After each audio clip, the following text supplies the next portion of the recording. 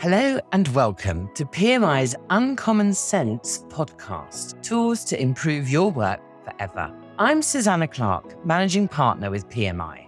Our Uncommon Sense podcast is a 15-minute conversation with our expert consultants. They talk a lot of common sense, although much of it is not common practice. And that's what this podcast is all about. We want you to be inspired to improve your business through learning more about the tools which can help you succeed and grow. Today, I'm joined by Damion Albinson, and we're going to talk about selecting a problem. So, Damion, first of all, can I ask you to introduce yourself? Yeah, sure. So my name's Damion Albinson, a senior consultant with PMI. Been with the business now 10 years this September.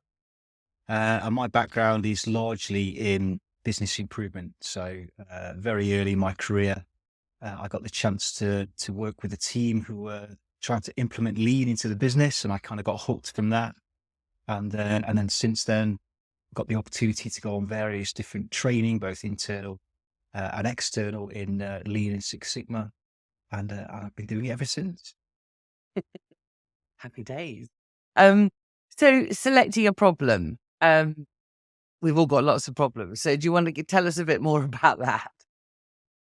Yeah, sure. It's I think it's one of the starting points for any project-based improvement method, and so it's a common. In fact, it's a mandatory step in many of the courses that PMI offers, such as the yellow belt level, the green belt, even the black belt level. They all begin with, so what's wrong? And therefore, what are we going to do? Mm-hmm. And despite its simplicity, I guess, in, well, you just need to pick a problem. That shouldn't be hard, should it? Mm-hmm. And it's often the first stumbling block I notice for many delegates that I'm helping. Both in training and also, just out when I'm consulting in day-to-day business. So it's a real kind of it's not as easy as it sounds, I guess, hence why I wanted to talk about it. Okay. So we're talking in the context of anyone who's looking to create a step change improvement, whether it's to yellow, green, or black belt level. So if they're going to start looking for what is the problem they're going to work on, tell me about that. Tell me what they should be looking for. Yeah, so I think the mistake people often make is they don't describe problem per se. They often start to describe, I guess you could call them objectives. So they'll say things like, I want to change this, that, and the other. Or they'll describe the objective in terms of something like, there's no defined process for this thing that we receive. So that's kind of getting closer to what we're looking for. And I think the reason people do that is the thinking that's happened prior to us being involved. So people often, especially if they're dealing with something that's very close to them, it might be a problem that's only in their department or, in their business unit. And the likelihood is that it's been around for some time. So people's thinking has probably moved way past where we would like them to be. And so then thinking further on, or maybe worse still, they've even gotten to the point where they've got some solution ideas. So they start talking about, well, we just want to change this or fix this bit. What we would want people to do is to kind of take more of a stand back starting point. Imagine what it would be for me if I came into your business and was trying to grasp this initial problem concept. I wouldn't know anything. I would have no history of it, probably very little data. So try to put yourselves in the shoes of someone external. Mm-hmm. And that might help you to step back far enough to go, what was the initial thing that made us even begin to look in this direction? What were we seeing in the business? What was the impact that this thing was having? That's the thing you need to try and capture, I guess, is what we would call the problem statement. Yes. So in a way, the tool here that we're talking about is a problem statement, isn't it? Yeah. Oh, yeah. Yeah, indeed. Yeah. Yeah. Could you give us some examples of typical things that people start with when they first start thinking about problem statements? Yeah. So, I mean, I've even got a couple of examples I've pulled out Perfect. from recent history. So one said, we want to update engineering layouts and some tooling and do a PFMEA, which is a risk assessment technique. Right. So they're saying there, right, we want to update some stuff. We need to do something about some tooling, and they want to do some analysis. The question for me would be why? Mm, What's wrong?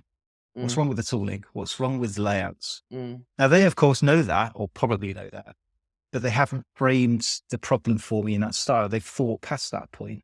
mm. So I would be saying something to them about, well, kind of that question I've just said there, so what is actually wrong? What's wrong with the tooling? What impact is that having Mm. on your internal customers, on the business? And I always go one step further with people and say, you need to be able to size it. Because all of these approaches that we teach in terms of business improvement rely on our ability to measure something before we've even done anything to it at all. So we call that baselining. Mm-hmm. And at some stage later on in the improvement efforts, we'll want to do a comparison back to those measures to say, well, did we actually change anything? Were we successful with our theories as to what was causing the issue or our solutions that we came with in the end? Mm-hmm. So there's probably another tip actually, how can you size the thing? Can you quantify it to explain it as a problem? Yeah. So when people are starting to work through this, there's quantifying it. There's the thinking of the why. Why is this a problem for you? Any Yeah. other tips that you would give people to be thinking about when they're thinking about problem statements? I think, and also considering the impact it's having, not just on the immediate process, but those that happen later on as well, because another aspect of what we look for early on in these styles of projects is something we call the business case. Mhm. So even when you've managed to get through these first few hurdles that says, okay, I've now got a sharper problem statement, I've quantified it, we've set ourselves some goal in terms of how much do we want to see that improve by, there's still a question then hovering that says, so what? Right? You've got defects running at 10 a week, you want to get it down to 5. Well, so what? I mean, okay, it sounds like the right thing to do. Okay, Yeah. defects are never good. But is it attractive enough to want to warrant the investment of time and effort and energy into doing a project on it? Mm-hmm. So if you think of the impacts that these problems are having on the business or the customers, you're then also kind of forming that business case side of this as well that says, is this even worth our time and effort? Or is it the priority? Is out of all the things that maybe aren't working as well as we would like, are we looking at the right one? Yeah. Uh, Yeah. so And that's that I think linking to another good tip. priorities, we talk about that a lot, don't we, in terms of understanding the things that are really important to the business to achieve. So Yeah, there's that piece, as you said, of getting that. So it's on people's yeah. radars.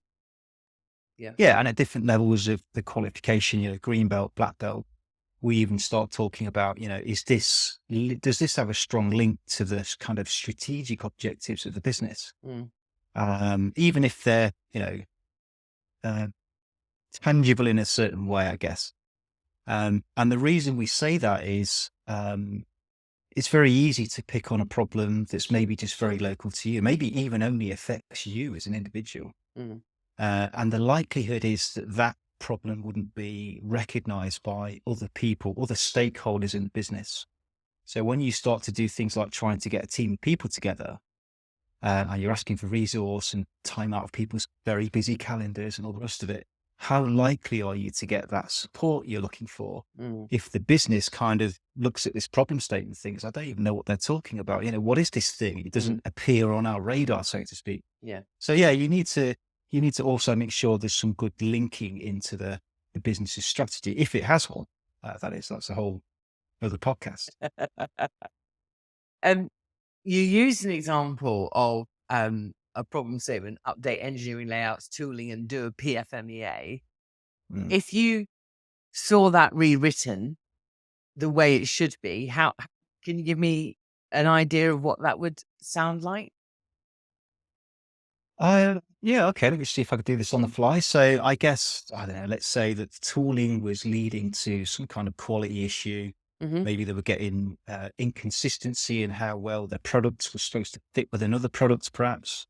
Or maybe they even were measuring defects and they believe it's as a consequence of something to do with the tooling. So the problem statement really ought to be not talking about tooling at all, because that assumes that they've already done some level of investigation to determine that. Now, we wouldn't expect that to have happened yet. So if you reverse it back, it could be the problem statement really is that the thing we're measuring already in the business that's telling us we have an issue is that this number of defects that we have a measure running on, which is great because then you've already got your baseline data. Yeah. Right? You're over one of the first steps. Or maybe the statement is, we're getting complaints from customers that these things you produce don't fit very well to the thing that we're trying to attach them to. So there's a customer element there, which again then helps the business case, doesn't it? Right? We don't want to upset our customers because then we could be losing business revenue, so on. So it would sound more like that, along those lines, rather than even mentioning the tooling. And this is what I mean about, I think people, because they've been close to it, they've already thought past that.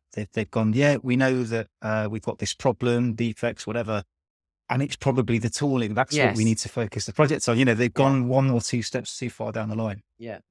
Yeah. And what if, you've given an example there where they've got some data. So what if they don't yet have any data handy? That's not something they measure. Well, what would you suggest? Yeah, I'm okay with that.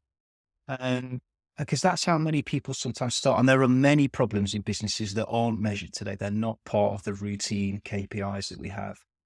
But that doesn't mean that there's not an issue there. So I think if people have that, they suspect that something's not right, especially when it comes to customers complaining, even statements like that. Sometimes people, when I say, but how often, and by how much, people still go, we don't know, or we suspect the numbers are there somewhere. We don't know who's got them. So I would accept that as a problem statement that says something's not right. We've maybe at this stage only got anecdotal evidence that tells us that. But then the next logical step would be, okay, we can still maybe start to form, like the project chart of the problem statement and even the goals. But you can say, well, let's go away and get that data. So one of the first things we should do is let's go and quantify that now. I've even had some fantastic example once on one of the Greenbelt training courses where a delegate had a problem. And I asked him to go away. He didn't have the data on it. He said, I don't know how often it happens. And it was about some quality defects with a product they made. And the business case was that they were having to pay out compensation to customers when this was discovered. So I asked him to go away and get the numbers. And when he came back in week 2, he kind of had a sly grin on his face. And he said, I've looked at this. I've been to speak to customer care to find out how much we've paid out in compensation in the last 12 months. And we haven't paid out anything. And I've gone to speak to production about this so-called quality defect, and no one knows what I'm talking about. They didn't have a problem. It just literally didn't exist, but they somehow believed it was there. So you can get those kind of interesting things happen too. And I think lastly, what happens if you start to put some of this together and you think, or you get advice that says, actually, that's a tiny problem or that's a huge problem. And you're looking to do a level, let's say it was at the yellow belt level or the green belt level, and actually it should be, a much bigger project or something else. What would your best advice be there? Yeah, I think when it comes to, certainly when problems are too big, and that's in my experience more common than people finding out it's too small. I think when it's too big, it comes back to then setting the right scope. And, sometimes the advice I give to people who are even saying, I don't even know where to look first, how do I even get a problem state? Where do I go in the business to find it out? And my advice is often, well, go and speak to the management team. If you go to any management team in any business and say, have you got any problems? Unless you're super, super awesome at business improvement, you're going to get an answer. Yes, we've got plenty. Yes. But managers have a tendency to kind of give you those enormous problems. Like, yes, there's this enormous thing over here, wouldn't it be great if you could take that away and fix it for me? And of course, the dilemma there is that they're too big. So when you get a problem like that that's too big, you have to then find ways to maybe slice it and dice it into smaller, more manageable pieces. It's far better, in my view, to successfully execute a project that delivers some business improvement than it is for one to be too large in the beginning and then just stall or become so complex that you never get to the end point. Yeah. Because then people leave that experience with, maybe the methodologies doesn't work, or when in fact it was just the size was too big in the first place. Yeah. Okay, super. Thank you very much, Damion. Thank you so much for joining us.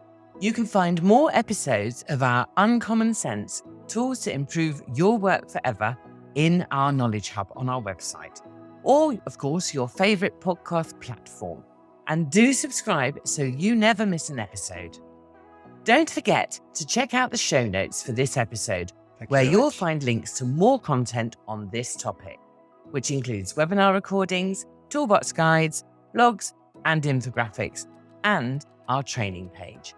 You can always drop us a line on team@pmi.co.uk and arrange a time to have a call to talk about how these tools can help you in your organisation. We'd really love to hear from you.